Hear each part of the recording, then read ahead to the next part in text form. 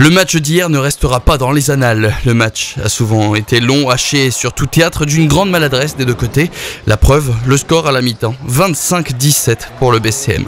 Et pour la deuxième et dernière fois cette saison, alors que les Gravelinois jouaient sous la tunique flashy du carnaval, un homme a retrouvé des couleurs, Papsi ou Papchti pour l'occasion. 22 points pour l'arrière nordiste. Une victoire qui soulage tout l'effectif à l'image de Solo Diabaté.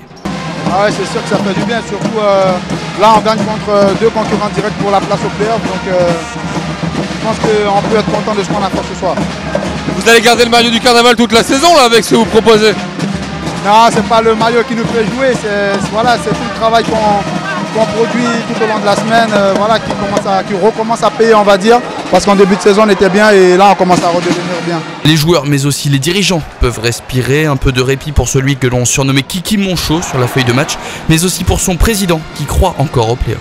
Et on a vu des joueurs dès l'entame de match réaliser ce qui est habituellement la force du BCM, c'est-à-dire les valeurs de combattants.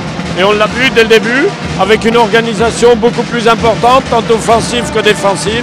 Et là, l'écart s'est creusé petit à petit. Sans être présomptueux, on s'était dit que s'il y avait 2 victoires consécutives, le BCM pouvait revenir. Donc ce soir, l'équipe a prouvé, le staff a prouvé, et j'espère qu'on réalisera. Les Gravelinois vont avoir 2 semaines de repos avant d'affronter leur prochain adversaire, le Havre, qui vont eux participer à la Leaders Cup. Mais les Havrais sont aussi et surtout d'autres adversaires directs pour ces fameuses playoffs et tout est encore possible.